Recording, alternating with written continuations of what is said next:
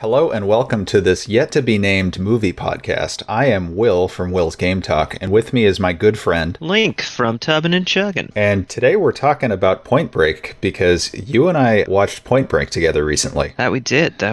So, to start things off, what did you think of the film? Interesting question overall. On my Letterboxd account, I gave it a 3 out of 5, which to me is a movie that's good. You know, I enjoyed it, but I think there were flaws that made me not want to necessarily rewatch it as much as I would other films. Such as? Well, I think we were planning to compare this film to a very similar film that came out a few years later, Fast and Furious. Yeah, the Fast and Furious begs the question, is it better than Point Break? Now, having seen Point Break finally, what is your opinion on that? I think they're obviously very similar movies, right? Like, right. It's the easiest comparison in the world to be like, oh, undercover guy with these group of extreme, sport people that are committing crimes, robberies, and they get too close. I think the key difference, obviously, and we can talk about it more, is that the movies kind of end in different places. Right. Point Break is the end of its second act is basically the end of the Fast and the Furious, whereas Point Break has a whole third act that's almost kind of similar to like Con Air. But I think in general, the reason the Fast and the Furious has essentially 10 movies and Point Break has one and like a remake is that I don't know how spoiler we're getting with this, but they don't kill off half the characters in the Fast and Furious. Yeah, the film's been out for exactly, not to the day, but now it's almost 2021. Years, yeah. It's 30 years. So yep, 30 years, my goodness. Yeah, got to think about that. Yeah, I coming from the world of video games media, it's like after a year you get to spoil it, right? So I think we get to spoil this one. Fair enough. But yeah, so like obviously it hurts your franchise potential if you just kill off everybody in the movie, more or less. But it also, I think, hurts your franchise potential when, like, what else is there to do but kind of remake this movie? I don't see how the surfer element helps in any way contribute to the heists, whereas I think Fast and Furious kind of naturally turn them into secret agents because they can drive fast, and we'll just teach them how to shoot, whatever. But with Point Break, it's more just I don't know. It was a good one-off, and as a result, it's just kind of like a movie to watch once, I think. Whereas Fast and Furious builds a franchise, the characters are there throughout multiple movies, and you can do more interesting things with them than just surfers robbing banks. So one of my follow-up questions is, what do you think the 9th installment of the Point Break franchise would sound like? But it sounds like you're kind of not oriented towards that question. You're ideologically opposed.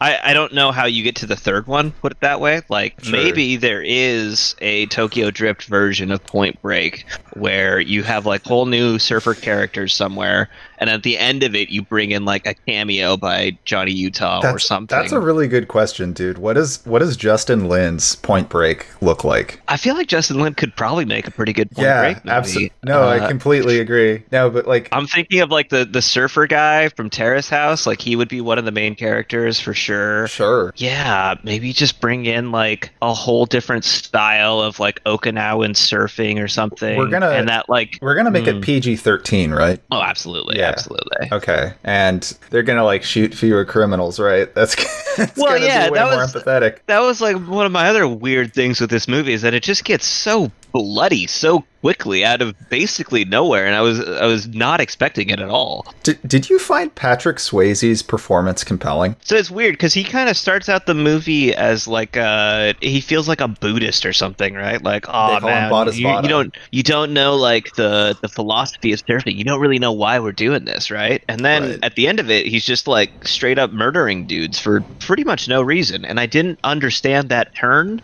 Yeah, I was gonna ask, did you feel like those two elements of his character were coherent? Was he explained in a way that felt satisfying?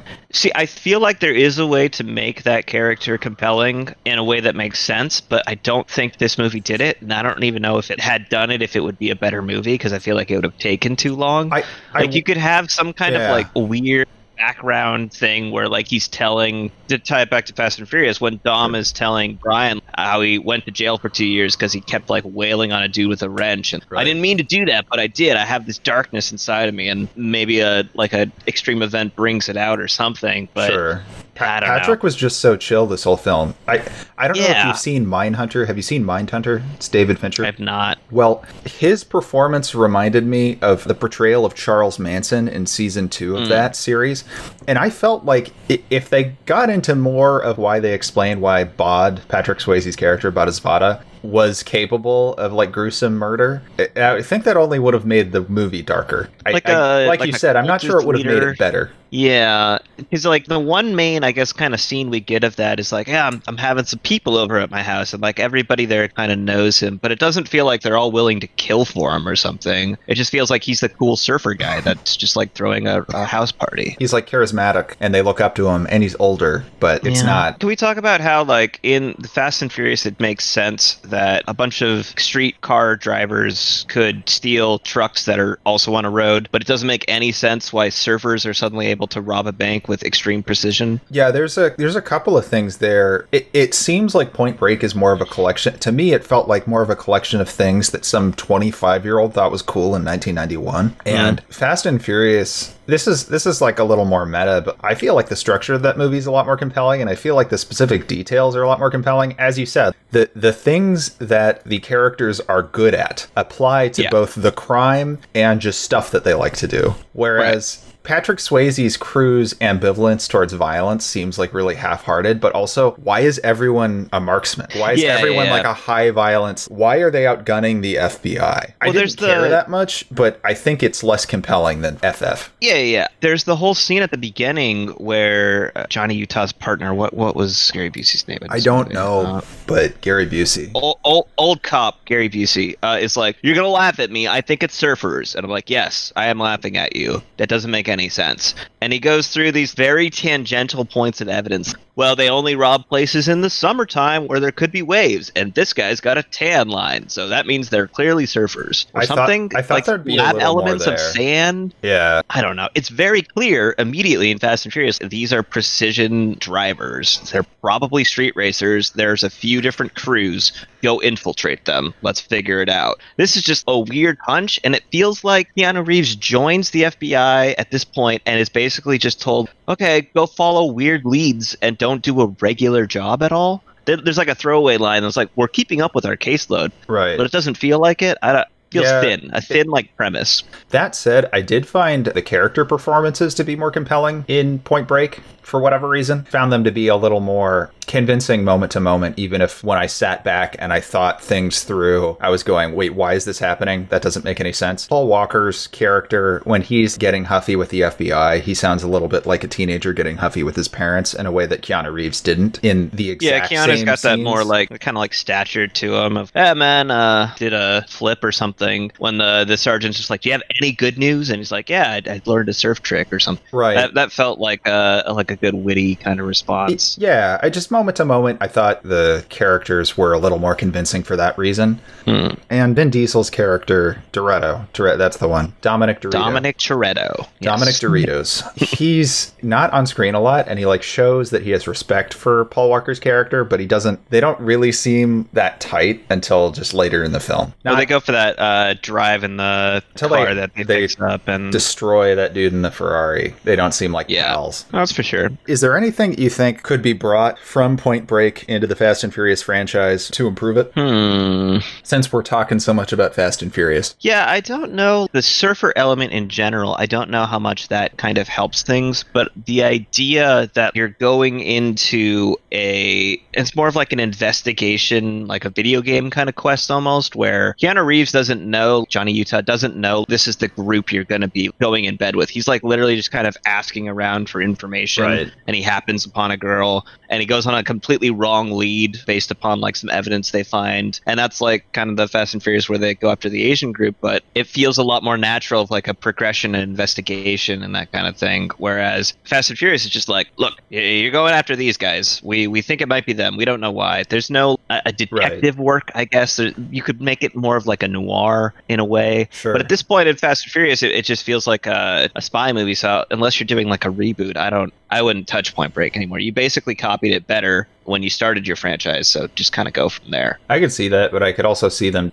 I know they had Hobbs and Shaw. That wasn't terribly well received. It would be interesting to see something in the same universe, the MCU, that's a smaller scale film, because I thought it still worked in that environment. I know street racing is heavily frowned upon and it is actually very dangerous, so it would be hard to return to that exact subject matter. But even if it was just cops and robbers on the ground somewhere and driving were a heavy element like the transporter, I think there's something there. Yeah, I will say I thought that there was one of the best differences between Fast and Furious and Point Break was that you don't know that Brian O'Connor is a cop until right about the end of the first act of that movie, when he gets pulled over, he's getting arrested, and then you're like, whoa, he was an undercover cop this whole time. You didn't know that. And in this one, they're just, okay, here's Johnny Utah at the FBI. We're trying to find bank robbers. I like that twist of him being a cop, because I don't think, and they kind of do it again in the later movies where they're like, is he still a cop? He's still a cop. Right. That kind of thing. They do that later. I find some of the films in the middle of that franchise to be middling, but Sure. But I thought it worked the first time. Yeah. Are there anything else that stood out to you about this film? I know I've basically just been hounding you with questions. I think we covered the kind of the bloodiness of it how we could go more into that. I think we talked about everyone being a good, shooter, but it's kind of gratuitous in this film. I don't mean to sound like a prude, but for a surfer movie that's like a fun action heist, there's a lot of brutal scenes where people are like torturously murdered. That first invasion, right? They're going after the group of surfers they think are the guys. They just turn out to be meth heads or something. Right. And it turned the juxtaposition of the naked women attacking them, and then just the being about to get your head through a lawnmower or stuff like that. I was like, this feels tonally off from the rest of the movie. Yeah, I mean, it kind of reminded me of the 80s, 90s brutal action films, I guess Terminator and RoboCop. Not that all of them involve robots, just really, really brutal violence. And it seemed out of place for a blockbuster nowadays, but I guess the target is PG-13, not R nowadays as well. Yeah, the idea of you can get more people in, we can bigger budget, more audience, or at least that's how it used to be. Who knows how it'll work now? But sure. I think you might actually see a return to more of this sort of hard R type things if there's less theater involvement, but that's a different conversation. But yeah, I felt like once they did that they kind of had to follow up on it in the big conclusion scene. But by that point, I was kind of just desensitized to it, so it didn't really, when they the undercover cop or the guy who was just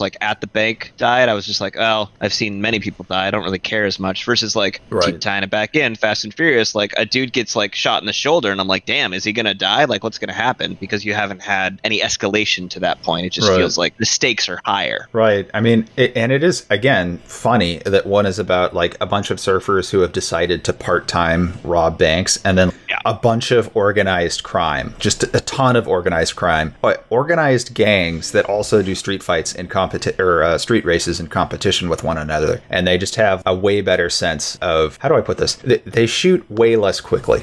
Yeah. And when they do shoot, you feel it, basically, as opposed to it just being, I always use the James Bond, the Pierce Brosnan Bond movies. He's just shooting people. They never even show the blood. It just feels like a comic book or something. Right. Versus when you see somebody bleeding out from their shoulder, that makes a big difference. I actually was reminded more of an 80s slasher film more than anything else, to be honest. Especially with the lawnmower type thing. Yeah. It felt like there was we're just gonna keep killing dudes in brutal ways, and then that's why the tone kind of lost me at a certain point, because you've got the bod guy just being like, yeah, man, surfing's true philosophy, and then just mixing in all these random, maybe not random, but out of place violence. Yeah, on purpose shocking, but shocking for shocking's sake. Yeah. There has been a reboot, which we haven't watched, but the Fast and Furious franchise has been going on for a little while. Is there anything that you would pull in from that first movie into Point Break that you think would improve Point Break? Well, I do think the twist would be interesting, especially because the twist of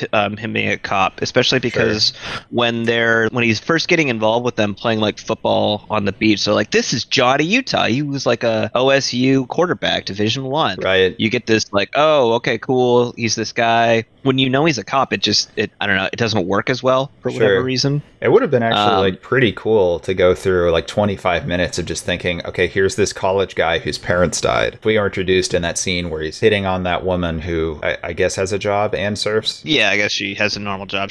I don't think she's part of the. She's definitely not going on the missions, but I don't think she gets like any money from them. She doesn't shoot people, which is cool. Yeah.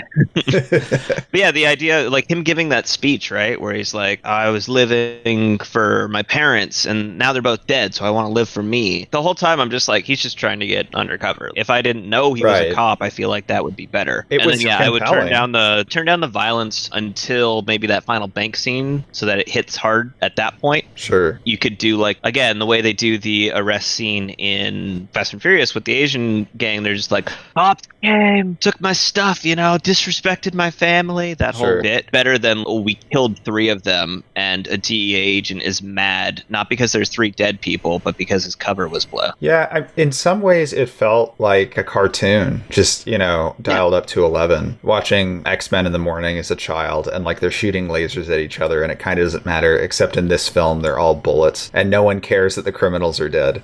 It was a little strange. I mean, obviously, it being 2021, the last 18 months have been a little more focused on the nuances of police, criminal, and just person relationships. I'm not expecting Point Break to jump 30 years in time, but it's just pointedly bad in that way. Well, that's another thing to talk about, is that I think you're mentioning all the cops are homoerotic in this movie. Yeah. Over the top, though.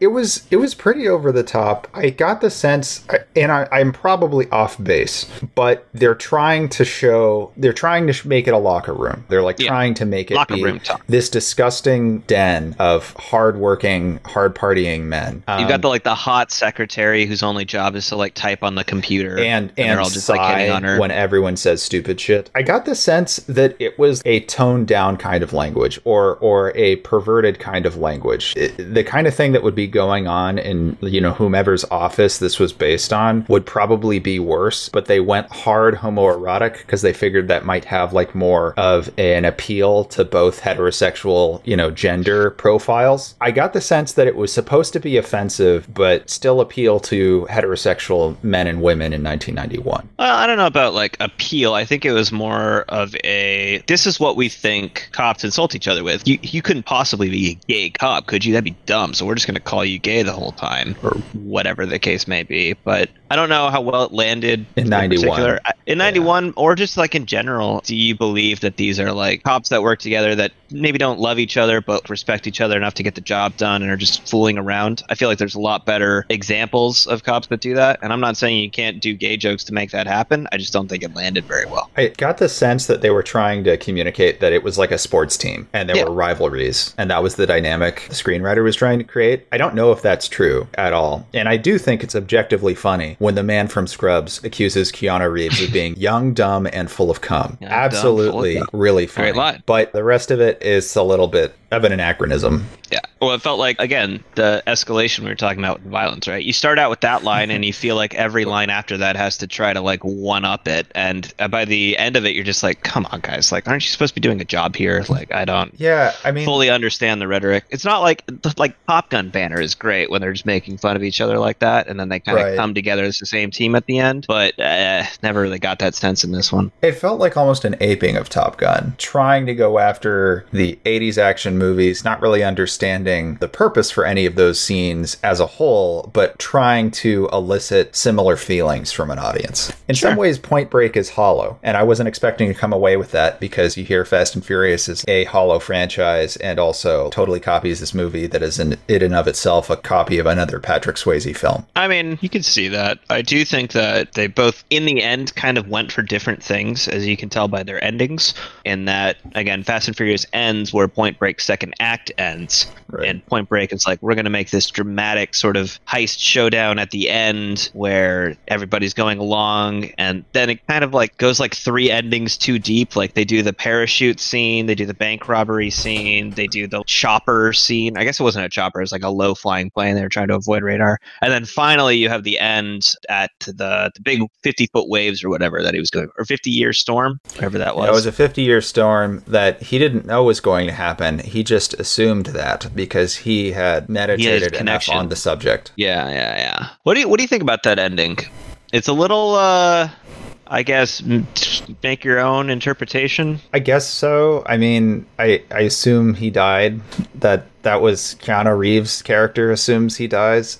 I thought, given how wacky Patrick Swayze's guy was, Bod, I don't even know if we know his actual name. I don't know if that's portrayed. We just Relevant. call him Buddy Spada. He was a weirdo who was happy to let teenagers die. So he seemed like the kind of guy who would be like, there's a big storm. I've dreamt of it. It's actually happening. Let me go die in my mommy storm. Yeah. But Keanu Reeves' cavalierness, that whole ending monologue is a little strange. Yeah. But Keanu Reeves going like, I've hunted you for an entire year and I'm just going to let the sea take you now, bothered me a little bit, as did Keanu Reeves saying he had been to every city in Mexico searching for Bod, yet had found time to surf every day. And still surfing may every have day. been in a relationship with a woman based out of LA. It's like some of it sounded cool in the 2 seconds I wasn't thinking about it, but a lot of it didn't make sense as a wrap up to a film. I think the biggest problem is that when they went for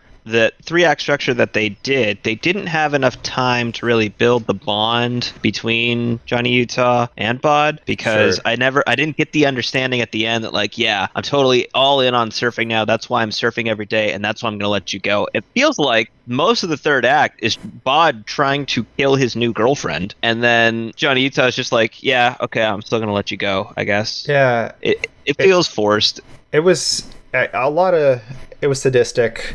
It was gross. When he calls it an insurance policy, I guess I understand it to a degree, but he could have also not done that and gotten Keanu Reeves to go with him. Yeah, I feel like he kind of gave up on the we're friends thing, which is why it doesn't make sense again at the end that Keanu hadn't given up on it. Because if they were like the whole time, I trust you, Keanu, I know you were a Fed, but please let us get away. You understand we're surfers. We trust you because we think that you know our lifestyle now because you surf every day. So you're going to let us get away with this and help us out on this final mission. I think that works better for what the ending ended up being, as opposed to like kidnapping the girlfriend. Because it seemed like the characters had lost all respect for each other. Yeah. All the chips were hitting the table, and even though it was fun to surf all the time, if in order to fuel that lifestyle, you have to go murder people, maybe that's not it for the FBI agent. And then it seems like he flips a little bit. And then he throws away his badge, and you're like, okay, I get it. It makes sense. Then he throws away his badge, and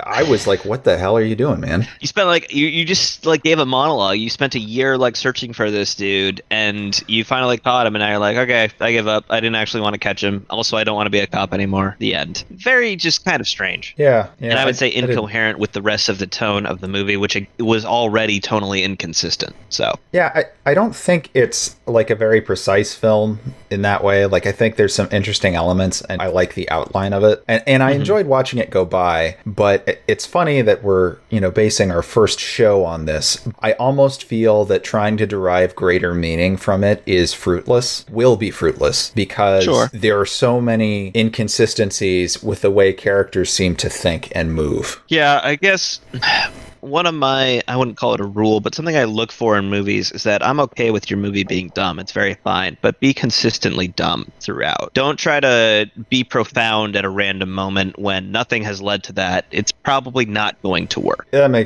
makes sense to me. It seemed like they were trying to hit some beats, like they had read a script writing book and like kind of got 3/4 of the way there.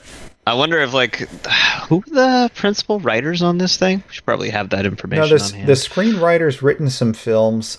So he at least was on the reboot project, but it's been a while since I've watched TV commercials, so it's hard for me to tell how well things are mass marketed, how much money is behind it, whether or not a big studio was behind it. But a lot of the films that he's been on more recently have been smaller budget, have not been as well received. It kind of seems like this was the instance where that guy captured lightning in the bottle. Possibly. Were you aware the director of this film is James Cameron's ex-wife? Yeah.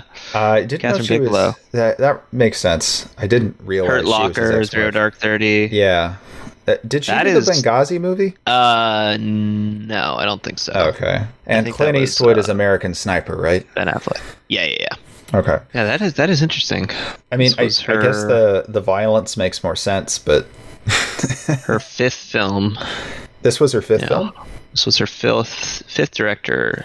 Honestly, like, yeah, I said, I think a couple of times, like, that's a cool shot. I really like the one when they're breaking into the house of the non-bank robbers, and he's like got a little mirror thing Keanu does, and he's looking through it. I thought the way that was sort of imposed on themselves was very, very interesting, very intriguing to look at. So it makes sense that she has gone on to be a more successful director. She's made a lot of well-received movies. It's just hard to tell. I don't have the best sense of her style. I need to watch more of her films. I think in order to, let me put it this way, in order to speak to that, I think I would have to watch more of her films.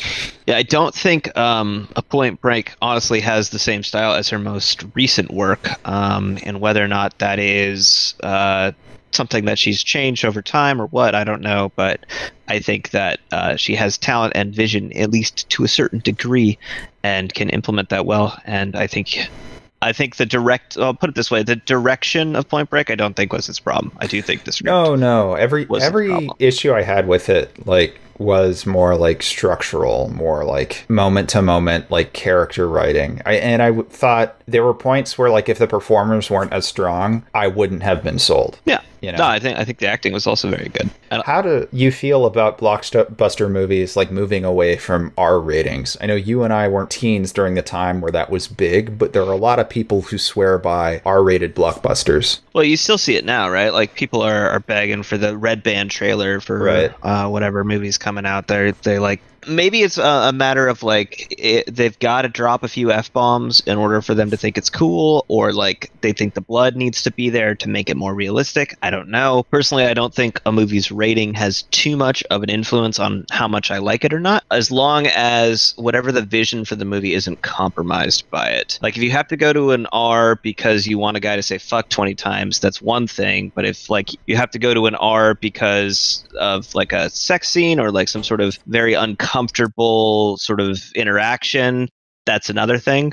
So I guess in general, I'm just more like, I want to see what the artists want to make as opposed to what the studio think will make the most money. Sure. I guess even within that, like, you do see patterns. The whole time I was watching Point Break, I felt like it was just clearly inspired by other films. Like, it was sort of putty, being put together, trying to echo other films, not necessarily with, like, a straight drive, because you have these disparate components of, like, surfers with guns. And I know nowadays sometimes I feel like I don't always keep up with action films because I think they're kind of like homogenized. So if I'm watching every single one, I get a little bit bored. But this was, like, certainly a case against that perspective. Like, I definitely was like, definitely a unique film. it's nice. Like, obviously it's you want the artist to have free reign, but at the same time, like, some of this just seemed excessive. Yeah. I'm, like, talking myself into censorship for some reason. You have to wonder, I guess, how much of that is, like, again, the vision, or we're an R film. What are you doing? Like, we have to make use of the R. Otherwise, why were we in R? Instead of, PG-13 was definitely around by this time, right? Yeah, there were big ones, but I think I don't know this for sure, but The Last Action Hero, it's one of my favorite Schwarzenegger films. I think that's a PG-13, and the lead character is not Arnold. It's a kid who gets to hang out with, the action hero he likes, and it deals with some, adult themes, but for the most part, it really is kind of a kid's film. Well, I think the one that was because Terminator 2 was this year as well, 91, and that was definitely R, but I don't remember if Terminator 3 was R or PG-13. Okay, it was R. I think that was PG-13, because the big thing there was not, like, the murder robot. It was that $500 million scene where they drove an 18-wheeler across, like, 10 blocks. Yeah, that one was R. It was for the Christian Bale one that was PG-13. Oh, okay. My mistake. So I think that might be more of, like, a mid to late 2000s trend of getting PG-13. I think were the Bournes were also probably R, right? Bournes had to be R. Some of the later ones I think were 13, but those were kind of more tuned down. I mean, in the sense of, like, G.I. Joe and X-Men, like, you're not really opening up holes in people or hearing bones crunch. The dudes just punch each other for a while until, I guess, the actors get tired, the stuntmen get tired. That's possible. I guess so. so it does seem like basically I've just been looking at a couple action franchises I know. If they started R, they usually went to a PG-13 at some point. Right. And I think RoboCop did the same thing. Yeah, well, 2014 RoboCop, I don't think, the guy who directed the original RoboCop, I think also did Total Recall. He's an older gentleman by the time he was in Hollywood, a European who had grown up during World War II, and a lot of that violence influenced him to make movies that almost parodied violence. They were hyper violent. And RoboCop 2014 totally misses all of that. It's just about a cyborg ninja, but it's, clearly written by Dirty Gaijin, and it's not good. Yeah, the director of the first RoboCop did Total Recall, Basic Instinct, Showgirls, Starship Troopers. What a run in the 90s for that guy. Yeah, and a lot of good movies. I want to watch Showgirls. I hear it's bad, but it's got Kyle MacLachlan, who's the Twin Peaks guy, and it's supposed to be as disgusting somehow as all his other films. So I gotta know. Well, maybe that'll be next on the list. Showgirls, NC-17 rating. Spicy. They're really mean to each other in that movie, apparently. All right, so to flip the script a little bit, what do you think an R-rated Fast and Furious movie would be like? What do you think would change? Do you think it would be anything if it were substantive? Because I know Vin Diesel could say fuck and that could be fun, but sure, what would be substantively changed in those movies? Would it make them more grounded in any way? Would they just become boring? I don't know. Well, it depends. Are you talking about Fast and Furious now or when they make the first one? Whatever's more fun. Maybe a third one. Whatever's more fun for you to answer. It's an open forum. I feel like the first one I wouldn't touch. I think they did a pretty good job with it. The one thing that I think you could do is at the end, maybe you have a more sort of brutal death scene. Maybe Vin Diesel gets so mad that one of his dudes got killed, that you just kind of see him go off with a wrench on the Asian gang guys, and that's where you get your R. You really have this sort of dark ending to it. That's an interesting idea. You take some of the stuff that's off screen and bring it on screen. Bring it on screen. But I don't think it fits with sort of what the now of the franchise is. I think that would fall into the same trap that Point Break fell into, where now you don't have a franchise, so now you just have kind of a one-off. I think a more interesting thing to do would be if your Tokyo Drift, once you get to that spin-off point, you're the franchise is dead. That's where you just kind of go hardcore on sex, drugs, blood, whatever, and you make just a balls to the wall type sort of foreigner in a foreign country gets way in over his head on way too many drug and gang activities, and that could be an interesting movie. All right, that sounds wild, my friend. That sounds like. But again, I don't think it would fit with sort of the core stories. So that's why I think your spin-off can be R. Okay. And I think probably the Hobbs and Shaw movie should have been R. I just heard that movie became so political because the performers were such big personalities. Yeah, it sounds. I mean, hard. Hobbs vs. Shaw was basically the production, from what I understand as well. So. Oh yeah. Yeah, I know The Rock and Vin Diesel have their big feud, but Statham and The Rock both basically tried to steal that movie and kept trying to change every scene to make it more about them than the other one. That's rough. So maybe that's method acting, because that's basically the plot of the film too, but mediocre action film at best, that one. Oh, well, that's disappointing, I guess. I guess we'll never know what the true artistic intent behind that was, but... other than making money was? Yeah. I don't know. But there are 11 films in that franchise, so that also makes it kind of hard to disseminate, what does it mean? Yeah, man. Dude, Fast and Furious has got to be one of the largest series of all time in film, right? Yeah. Once you get to 11, that is a lot. That's a long series. I mean, the Bond's been going longer, but sure, it's not Vin Diesel is handing down his bald cap to other actors. You get 4 or 5 Bonds maybe per actor, and that's about it. Right. And they're still even doing numbers. Yeah.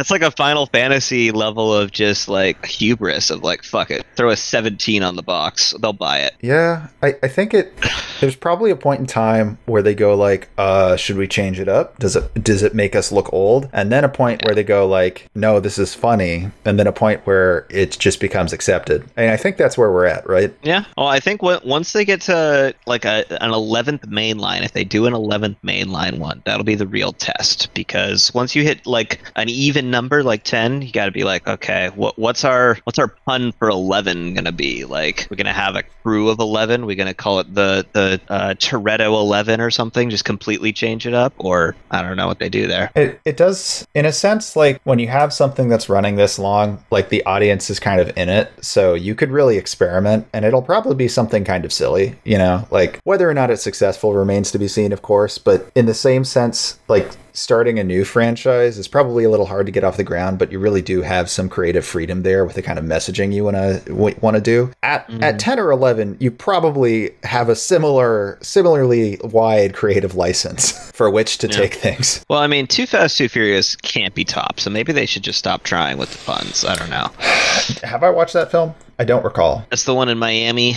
It's just got Brian and Tyrese. Yeah, that was bad. I mean, it's probably considered the weakest for sure. So what they could have done they could have done a Point Break in Miami. Like, it wasn't even important that they were on a coast in Fast and Furious. No. Anywhere there are roads, you can do a Fast and Furious movie. Meanwhile, the Point Break franchise requires coasts. It really does. Or maybe it doesn't, because from what I understand about the remake, they're just like action stunt dudes. They're not even necessarily just surfers, but I like that less. A whole other sort of investigation. Apparently, it didn't work, so like I don't think we're missing much by not watching it. Got it. But who knows? Who knows? Yell at us if we're wrong. Jonah Hill did a movie about skateboarding, just called like the 90s, and I think he would really be, because he's like really into working out and has a bunch of tattoos now and is into that era. So I think if anyone were ever to reboot, you know, an action franchise based on extreme sports, I think I would actually want Jonah Hill to direct. You want him to direct? Yeah, I want him to direct like something as grounded as the 90s. But if we were going to do that Point Break reboot, right? It's just about guys doing stunts in LA that are like dangerous to themselves. I think Jonah Hill would be the guy to direct. I mean, wouldn't be the guy I thought of first, but he might do something interesting with it. Sure. Hard to say. Yeah. Anything else you want to say about Point Break? Can you tell I'm grasping at straws? It's kind of a pointless movie. I mean, it feels like a blockbuster from a bygone era. Like, you're not going to learn 30-year-old blockbuster, as he said. You're not going to learn anything watching this film. What you're going to do is you're going to win an argument about the Fast and the Furious in college. So if you're not in college anymore or don't plan to be, I would not recommend watching Point Break. I would say if you are a Keanu fan, it's a pretty good Keanu movie, not gonna lie. I don't think his 90s work is a little like kind of spotty in places before he hits Matrix, but sure. I do think this is a good performance from him. It's not a bad And film. I will say, I learned less about surfing from this movie than I learned street racing from Fast and Furious, which is a point against it for sure.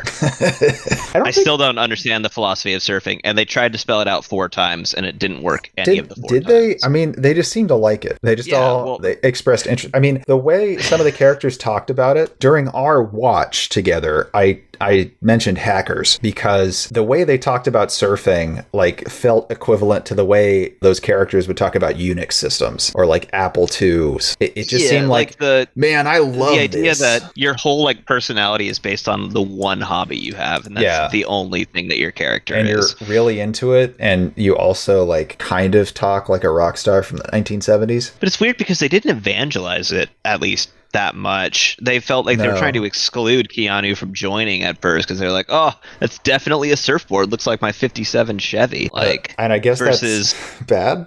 And I guess Hackers is the same thing, right? Where they're just like, oh, would your mom buy you a pewter for Christmas? There's like an elitism, and then like once you prove that you're actually devoted to the hobby, then they all love you. Media wants you to think is that Point Break was ripped off by Fast and Furious, but I think the real story here is that Hackers ripped off Point Break, not Fast and Furious. Hackers is probably a more accurate shot-to-shot rip-off of Point Break than Fast and Furious. Different coast, That's very true. Just different coast.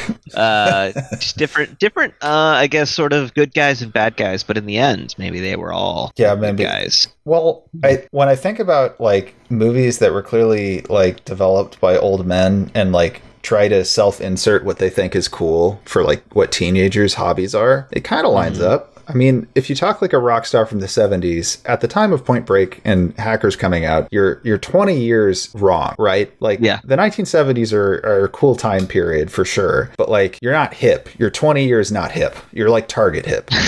And I feel like that is very much expressed in both those films. Whereas Fast and Furious, like illegal street racing and tuning and like of Japanese cars, like a lot of those cars didn't come out until the early 90s. So you're like 5, 7, maybe 10 years out of date. That's a lot closer. It's closer. And it's probably easier to get like a more sort of a better understanding of it than it would be to get like if you're going to your kid like, okay, son, like what's cool about computers? Yeah, son, can you teach me what the Fortnite dances are, rather than like, well, this is a manifold and like, is this going to be fun for an audience? It goes faster. You know what that is. You can understand it. Yeah, easier to communicate on the screen. It's like, is he surfing well? He's sort of standing. It looks like he might fall over. It's harder to communicate. He gets like run into by that guy, and that guy just sort of like tries to kill him. He like punches him in the face and rips off his like cord to his board. Yeah. And then Bod's just like, yeah, man, surfing's all about harmony or whatever. Yeah, it's like, clearly that's not everyone's perspective. Imagine being the guy who kills an FBI officer by like punching some dudette on the coast and learning a month later that like you're going to a black site. Yeah, wouldn't be the best way to go, that's for sure. Yeah, that'd be pretty rough. Buddy. I don't really have anything else to say about Point Break. I think Swayze's good, I think Keanu's good, and that's it. Cool shots. And then I think a premise that was expanded upon better by other movies. Yeah, put together a well-made movie about stuff that doesn't really make sense. Yeah. Kind of like. I want to see the box office numbers for this movie. Sounds well. I can cut out some silence. Let's see. It made 83.5 million. Oh, I'm looking at the 2015 one. Oh, you're looking at the 2015 one. Oh yeah, there was a good.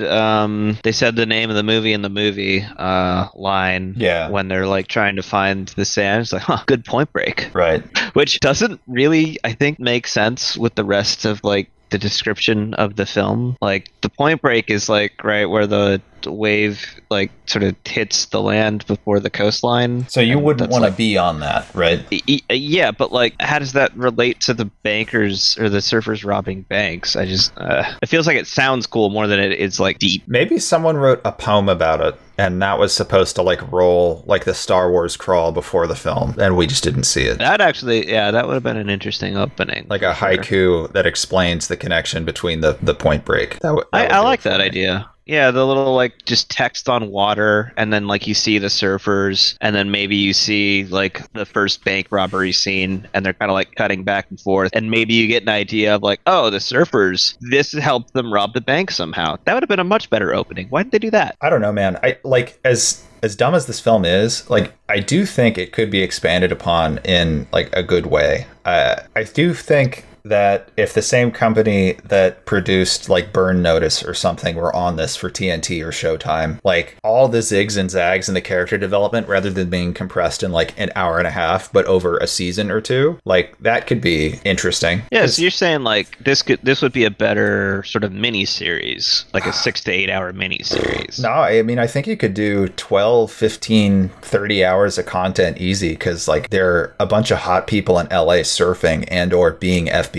So I feel like there's a lot of ground you could cover there. I do feel like it would drag at a certain point, but maybe. Yeah, but I mean, what hasn't? What action TV series hasn't? I mean, if it wasn't going to drag, I think you could do just a season of it and then, put a bow over it. But it is funny that like a film goes after this many like verticals, after this many subjects. Normally it's like TV where it's like they're cowboys, but the twist is they all hate ice cream. Like Hawaii 5-0, like they're cops, but it's Hawaii, so everything everything about the show is about Hawaii. Right.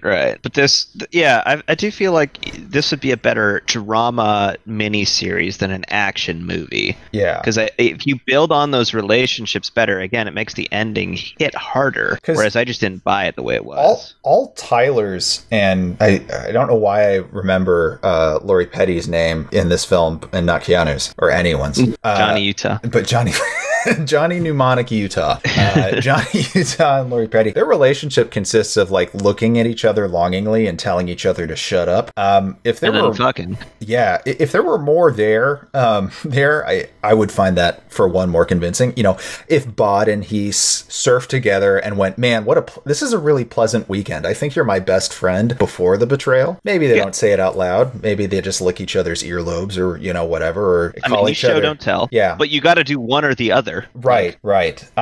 You don't just sort of explain dramatic stuff. But yeah, I think if they ruminated on it a little more and, you know, PG-13'd up the violence a little bit more so it didn't look like the FBI just had a license to kill every man, child, and dog in the state. The that dog, could be more empathetic. dude, I forgot about that. They just kicked a dog. He kicks the dog.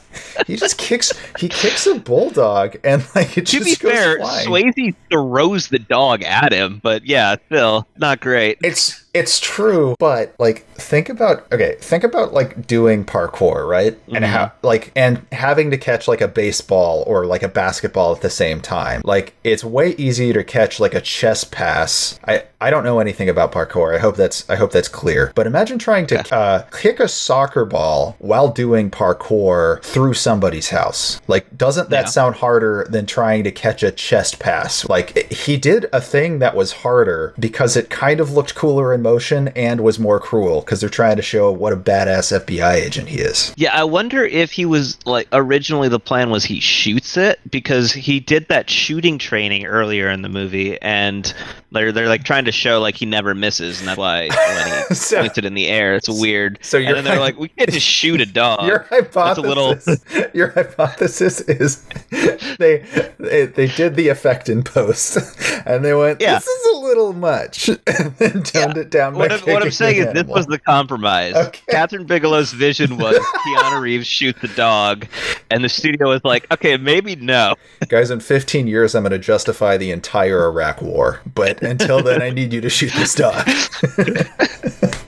Well, again, this was like right before Desert Storm, so maybe she had it in mind the whole time. I don't know. Okay, so not only she was trying to make Hurt Locker 20 years beforehand, and she was trying out for HW. Okay, and she was hoping that Keanu shooting a dog would cause Desert Storm, which would cause Clinton to be elected, which would cause Bush to be elected, which would cause Iraq 2. That's what I'm saying. Catherine Bigelow's vision of this movie was. I think the studios ruined it. Much in the same way Abrams made all those Star Trek movies, Star Wars movies, so he could also make Star Wars movies. Yes. Yeah. Basically the exact same thing. That's a metaphor. Those correlate. Those two events are correlated, and we found out without how. One you can't have the other. That's just yin and yang, man. It's the butterfly effect, which is another that's a different film movie. Oh, okay, different film. I'm trying to think if like there's any other film that I would want to play with a dichotomy and also be as violent, and they all come off to me as like parody. Like if Hackers were this violent, or there were a movie about like dudes delivering pizza who also did drive-bys. Like I think I would just either laugh or like find it entirely tasteless. So in a sense, Blues Brothers, I guess, comes to mind. I haven't seen Blues Brothers, but that's pure comedy, right? Well, you would think so. Until it's not.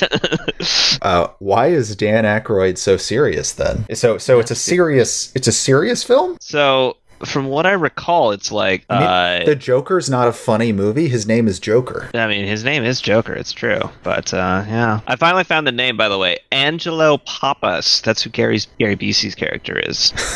It's I don't really remember funny. them. He gets called Angelo, and I don't really know why. I don't think he like tells them to call him Angelo. That must be the reason or something. But yeah, I have no memory of him being referred to by name at all. Yeah, I just remember shouting Gary Busey at my screen. Mm-hmm. Is he a character actor? Is he considered a character actor? I would assume so. I mean, what I think of him as. I guess he like kind of started. Oh, well, his Wikipedia says as a character actor. Okay, well, so, Wikipedia is backing me up, so I guess I'm never wrong. The unfortunate aspect of that is Wikipedia has robbed us the discussion we otherwise would have had to come to our own conclusion. Well, so he was nominated for an Academy Award once for the Buddy Holly story. Okay. But otherwise, he has not gotten any serious nominations. It looks like he's been in a lot of basically action films, so that kind of makes sense, but character actor makes sense to me. Is there anything else you think we can learn from Point Break? That we can learn from Point Break? Yeah. What would you say Point Break's message is? I don't know, man. Surfing's pretty cool, but like, don't rob banks or you'll die. Amadeus, future, kill people, burn shit. I don't know. I don't know what the point is. I think you said it earlier. I don't think there is a point other than for it to be a summer blockbuster film, and it made more than it cost by a lot, and people seem to like it. So I feel like that's a success. The movie could definitely be better, but that doesn't mean it's bad. Again, I said at the beginning, I think this is a good movie that I don't have much interest in rewatching. So your Letterboxd review is 3 out of 5? Yeah. The last movie I watched that I was on just like the precipice of liking, I gave a 2 out of 5. Mm-hmm. I thought it was a more interesting film, but I don't think it was as well put together as this film. I think I also give this a 2 out of 5 because when I find myself reaching for when I'm on a scale and I'm reaching for 1 or I'm reaching for 2, basically if it's like a 10-point scale, I'm never going to reach below 4. If it's a 5-point scale and I'm not trying to calibrate it, I'm basically going to sit on 3 and I'm only going to reach for 2 and I'm going to walk out of any movie that's a 1. Right. So right. I'm not expecting to tell any of my viewers about something that I don't complete or care to complete. Right, yeah. Because I'm not working for a game journal. So no. 2 is it's good. Do you need to watch it? Probably not. 3 is if you like this kind of thing, I definitely do it. 4 is oh wow, this kind of blew me out of the water. And 5 for me is going to be this is an example. This is as close to perfect as it gets, or this really, really appealed. So 1's just going to hold all the garbage. Oh, a 1, but I guess a 1 in a so bad it's good type way. Would you still call a 1, or would you bump that up? So bad. When I'm thinking of criticism for games and movies, a lot of it has to do, and this is something that I see some critics acknowledging, but not always. And frankly, I don't see critics who consider themselves serious maybe do this less. But how is this going to appeal to the audience that I think I have? How relevant is it to them? And if it's 50 years old and really, really entertaining, it might not have as much relevance to the same audience now. But I'll still let you know, in my words, whether or not I think it's equally good or not. And sometimes a movie will be so wrapped up in the anxieties of the time where I feel it's kind of annuated. It's just not, it's almost unrelatable because the subject matter is too niche. And so that I'll knock. But I don't, unless I have animosity against the film itself, I'm probably not giving it a really low score. I'm not giving it a 1. Okay. What was your question?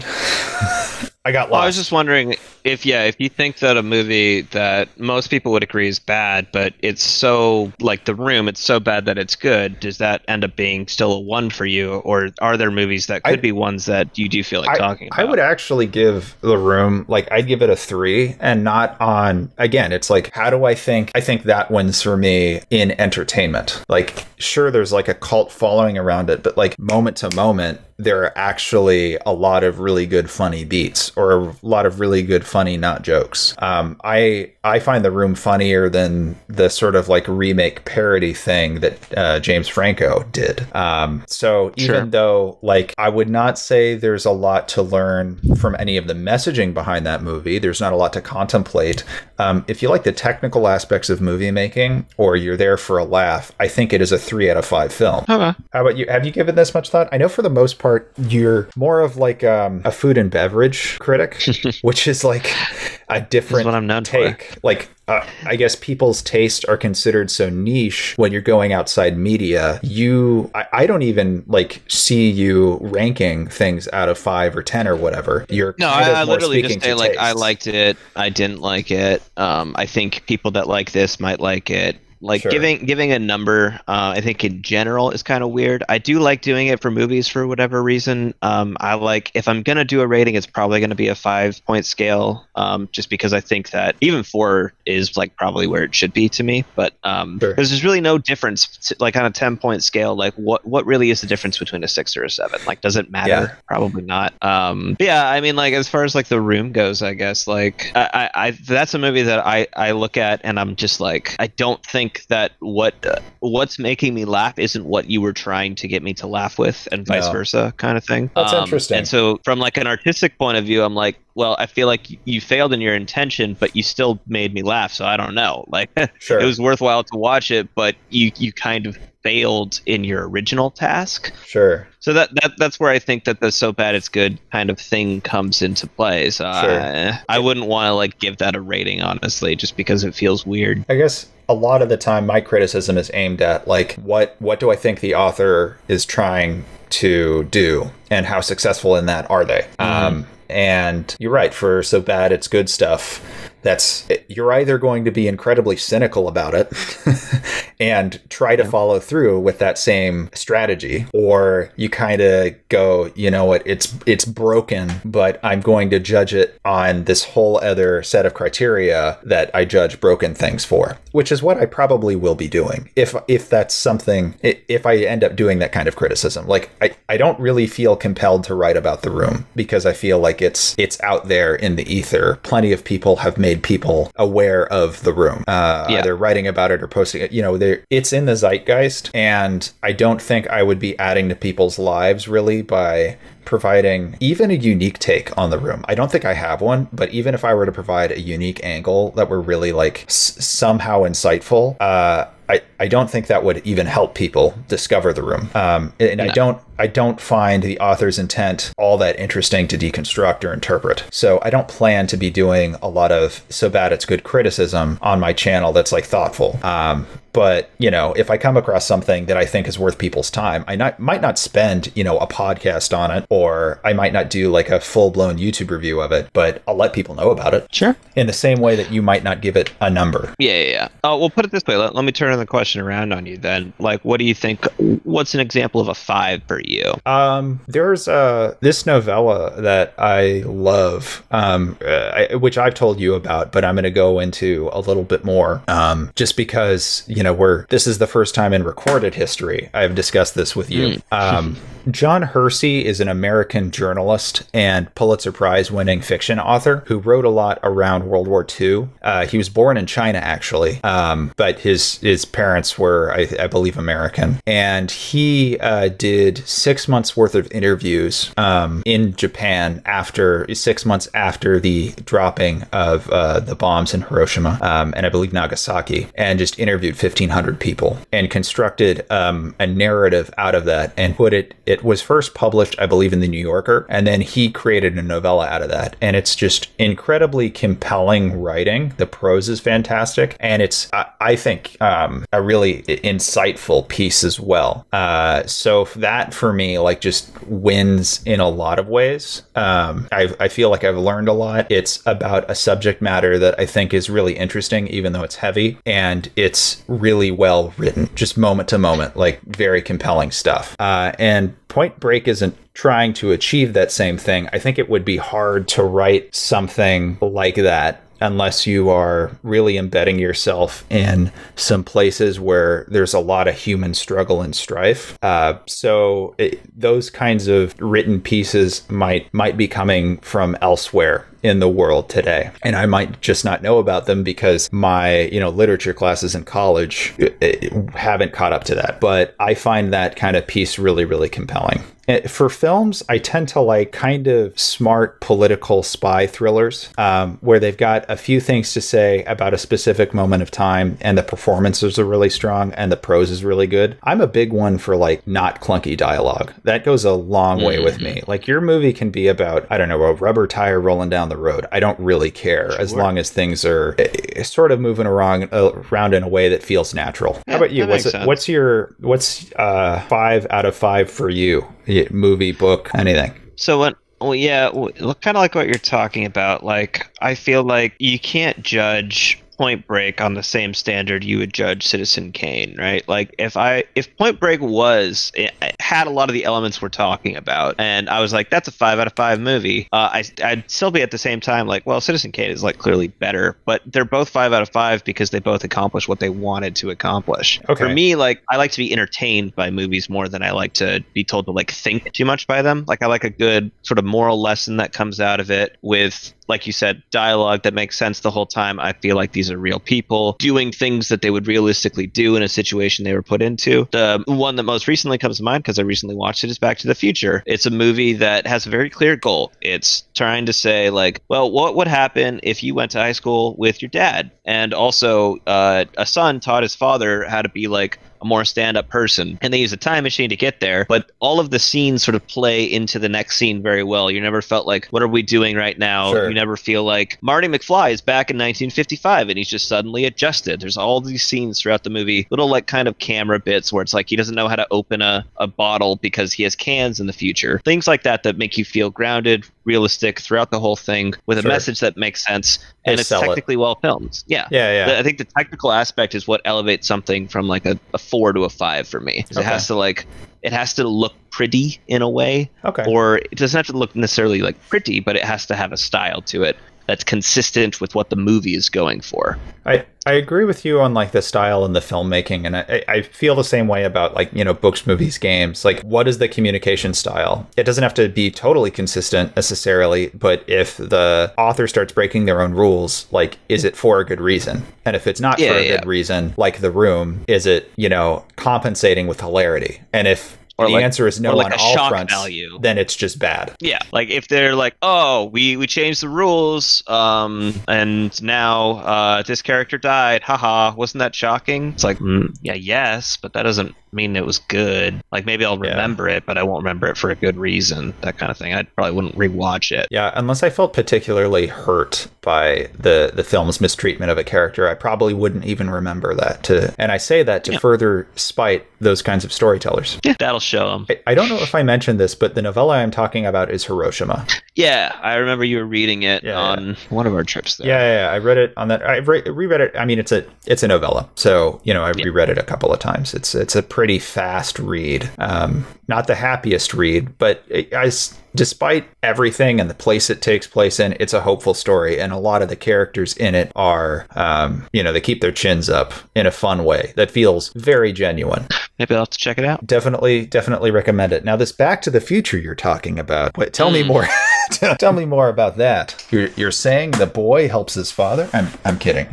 I like that movie too. I'd probably give it a 3 though, just because, not because it's bad. I don't even know if that's right, to be honest. I've just seen it like a billion times, and when I've seen a movie a billion times, I feel like I have a less objective view of it almost, because I don't have the technical chops to actually make a film like that. So I don't have the same kind of appreciation. Like I just, you know, I am not on that career path. I'm never going to figure out how to make a movie like that. But I know the story really well, and I've digested all the scenes, and some of it I can just reproduce by like trying to remember it because I've watched it a million times since I was a kid. Sure. I was going to say that I think a movie that I can rewatch a lot is going to be like a minimum of a 4. Like if I will take the time to, in our sort of vast sea of entertainment options, if I will go back to something I've already seen, I must already like it. So like that means something to me, that like, well, it's not just like on TV and I'm watching it because I don't have anything else to do. That might have been the case like before sort of more on-demand entertainment options. But even so, like if you're like scrolling through channels, it's like, Back to the Future Star Wars is on. Yeah, I'll put that on because I love it. So okay. Whatever. I tend to rewatch those kinds of movies less as an adult nowadays. I would agree with your statement about like, if I'm going to rewatch something a lot, like it definitely ranks highly, because even films that I watch once, I'm going like, okay, well, if I watch this again, I'm kind of like losing an opportunity to maybe discover a film that I love. Sure. It's an opportunity cost. Yeah. Are there any other films? I know this is getting away from like criticism, and this is definitely getting away from Point Break, but are there any other films that are upcoming that you're excited about? I know Dune you mentioned once, but are there any movies that you haven't gotten to yet that you're excited to watch, whether or not they're, you know, coming out in the future? Yeah, so with Dune, right? Like that's a a classic example of I like the artist. Like, I went to see Tenet in theaters when it was like possible to do so at like a theater like 30 miles away, because I was like, I like this Christopher Nolan director. I want to see his movie, and I know the way that he likes to film things. The creator's intent is that you watch it in a big screen, in a movie theater. So like that's why I wanted to do that. And so with Denis Villeneuve, I never know how to pronounce his name, but he's made a lot of movies I like. So that's just kind of why I want to watch Dune. Like, I know people that have read Dune. I was planning to read it, and then the movie got delayed. But that doesn't really even bother me. That, like, I don't know what the story is. I just want to go see what that director is making. So in that sense, like, that's kind of what I look forward to with movies. Is like, I like the James Bond movies generally, so I'll watch the next one. I like this director. I like this writer. That's more or less what I look forward to, like, as far as upcoming releases. The past, like 2019, 2018, when they were doing the, like, Movie Pass, AMC, A-list type, sort of, like, go see as many movies as you want. I just a lot of movies. Yeah, I was just like, whatever, man. I'll watch this Bloodshot Vin Diesel movie. Why not? I can go see it. So, like, I'm just going to go see it. Sure. And now I'm more just like, I'm much more reliant on like recommendations, because I don't really actively seek out like older movies to like know about them. I'll just see it like pop up somewhere. Somebody's like, oh, this movie, what a great reference. I'm like, what is this movie? Maybe I should watch it. Yeah, I honestly, like, a lot of my favorite movies recently, especially foreign films, have been from our mutual scruffy biking friend. Yeah, he always puts like weird stuff on. He Battle Royale was one of his favorite movies for a while. So I actually, my eBay Blu-ray disc just came in today. Nice. I'm excited to check that out. Again, don't know what the subject of the next one of these is going to be, but we could do Battle Royale versus Hunger Games. I don't like Hunger Games, and it's not about it's because you're a sexist, Will. It's understandable, but you honestly, just have to accept that women can be protagonists too. Honestly, if that were the if that were the reason, I guess that would make a kind of sense. I just find it a little bit dull. But it's again, I think that if we watched Battle Royale and then we watched Hunger Games next to it, you'd be very understanding of why Battle Royale fans do not like Hunger Games. Okay. You know what? I'm not sure I'm going to like either, because Battle Royale, like, is really gruesome. And I tend to be like, okay, absolutely, you know, violence is cool and fun and all. But, like, if it doesn't really have a point, I tend to be a little more critical. Maybe I'm just becoming a prude. But yeah, when I watched Hunger Games, it's like, you know, definitely like it more than a lot of the YA novel-inspired films from that time period. But the pacing of it, I felt, was like as unsuccessful as some of the middling Harry Potter movies. Like, it's just, how are we cramming a ton of detail in here? And the characterizations are very like, this person is like this, rather than, you know, me observing the person behave in a certain way. You get a look at them and you're like, oh, this is how they're going to act. This one's probably going to die because of that. And there's this person's going to be the villain. There's just so many characters. Like, there's so many characters in it, introduced pretty quickly. It's hard to really get a handle on any of them and really get a feel for them. Even while they're falling in and out. Yeah. And it's a cool concept, and I don't think it's like executed on poorly, but I think that framework is hard, and I think the film isn't totally successful. Yeah, but I don't think you're going to find too many people that call Hunger Games like pinnacle of art. I will say that if you're going to watch Battle Royale, the thing I was talking about as a complaint here in Point Break, that like the violence was like too much, is more just because of the tone of it. Like in Battle Royale, it makes sense immediately. Like, oh, this is what's going down. Okay, let's go. More of in a slasher type of way, but with a very unique kind of premise and hook on it. And apparently that guy was inspired to make that movie because he had to dig his classmates out of rubble in Tokyo in World War II. So yeah, maybe tonally it will be consistent and just really dark. Pretty much. You've convinced me I have to watch Hunger Games now again. And not looking forward to it. Are you going to watch all 4? You're playing, my friend. No.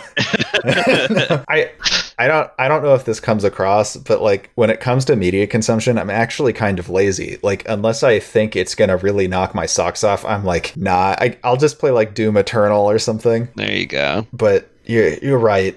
I should feed myself more than just caviar. I should consume other things. Comes to and media. honestly, like, you got to get, in my opinion, you got to master the art of the background watch to have it on while you're doing something else. Well, how am I going to come up with cogent points and cogent questions? Like, what does the ninth entry of Point Break look like? Unless I'm paying attention to the film. I mean, you just got to learn to multitask. Got to learn to multitask. Or you got to play like a super grindy video game. Yeah. While like going through a Persona dungeon while you're watching. I tried playing Persona. Again, this is off topic, but I've tried to play the PC Persona 4 port, and like I'm like, oh, gosh, I wish I were playing this on my Vita because I could just set it to sleep at any point rather than deal with the save points. And two, I'm like, God, this is so clunky compared to Persona 5. Like, I like the vibe in Persona 4. I like how cozy it is, but like Persona 5 just like beats it to death in Bloodsport. Probably, and I haven't played Royal yet, but I hear that's just better. I started playing Royal immediately after beating Persona. No, that's not true. I started playing Persona 5, then I started playing Royal, and like that was dumb because I had played in my second playthrough like 6 hours of Persona 5 and then restarted that again, which is just silly. Yeah. Well, anyway, do you have anything else to say about Point Break? Do you think there's anything else our listening audience should know? What is the drink of Point Break? It's not Corona. Well, that's one of the things that we forgot to mention in the key similarities and differences is that he drinks a Corona on the beach, like a beautiful foreshadowing of Fast and Furious. Fast and Furious. Okay, but seeing as the Fast and Furious, I'm pretty sure that's the only drink that they have in the entire movie, because the Scrubs doctor is like, we don't drink and we sure as hell don't smoke. Right. Scrubs doctor, and then is everybody smokes anyway, so like that's just another like not that this movie's on trial or anything. It doesn't matter that much. It didn't really impact my enjoyment, but like, what was the point of pointing that out if only to break it? Like, do we learn that those guys are just bad, but they're never visited again? There is a little bit of interaction that I will try to defend the movie on, where Angelo Papa's classic name, Papa Angelo tries to say, look, the only reason I'm going along with this stupid plan of yours is because it'll piss off the captain or whatever, and like they're just trying to like subtly rebel. So maybe that's why they're like, I don't even like smoking, but I'm going to do it because the captain says I couldn't. There's a lot about that movie. That's the best I got for you. Okay, well, there's a lot of that movie that like doesn't make sense to me, quote unquote, but like it kind of works. Yeah. So, how about this? Did you think it was an interesting idea to have Johnny Utah's girlfriend be sort of like a kind of ex of Swayze, as opposed to in Fast and Furious the sister dynamic? Did that do anything for you? It actually did, because Patrick Swayze's like cult like hippie, like just being really, really cool with a lot of stuff. That sold him to me more than a lot of things. Like that sold me as like, oh, he's a nice surfer dude who's really good at building like cult like communities. Like I keep saying cult, but that's just because like people will die for him. He's really good at building these communities where people are kind of accepting, and he runs counter to some of the more thuggish types who just like surfing for the pleasure of it. Like he does seem to be more open about his feelings than some people, in like a really good way that give him flexibility as a character, because like all the FBI agents and a lot of the people who are on the beach are like constantly just like insulting each other's masculinity, and he like is kind of just a chill dude, except for the fact that on weekends he kills people, like barring that, he would actually be pretty cool, which is part of what sold him as like a charismatic leader to me. So I thought Patrick Swayze's performance was good. I felt like if they went too far into that, like it might get too dark, but I wasn't totally sold on his characters even with that. I thought the girlfriend being his ex, that worked for me a lot, much more than Keanu and her flirting, because most of it was just, I'll tell you how I feel later, give me a kiss while I'm wounded, like repeatedly. I found that kind of boring, but that worked for me. And the Dominic Toretto and like sort of owning his little sister's chastity, like in a sense it aligns more with the narrative about earning the street racers' respect and like access to the people in Vin's life, but it doesn't really tell me anything more about the sister. It doesn't really tell me anything more about the social group. She just likes him and the other guys don't. And then when they turn around, he gains access to her as though she's property. Whereas, I don't know where I'm going with this. It's not perfect either way, but I learned more information in Point Break because of that interaction than I did with Fast and Furious. I'll say that I think it works better in Point Break because there is the availability for them to do the kidnapping thing, which I think we already talked about. We didn't like all that much, as there's a better way to sort of do that, but it gave them that option, whereas that wouldn't really make sense in Fast and Furious, because why would you kidnap your own sister? Yeah, she's more of an outsider in Point Break. She's not quite part of the inner circle. Yeah, I think it also makes them more of a bonded family. Fast and Furious is always about family, right? Which is why I think you buy the he lets Toretto go at the end of the movie more than I buy Keanu lets Swayze go at the end of this one. Yeah. It seemed like, to me, I really felt like at the end of Point Break, Keanu was doing all of these things begrudgingly and just out of pragmatism. Sure, he's trying to keep someone alive, but it's also someone he loves that he's trying to keep alive. And all his decisions are not out of any care for Patrick Swayze. They're out of please do not kill this woman I love. And at the very end, when he chugs his bag into the ocean, it's just a total 180 that doesn't make any sense.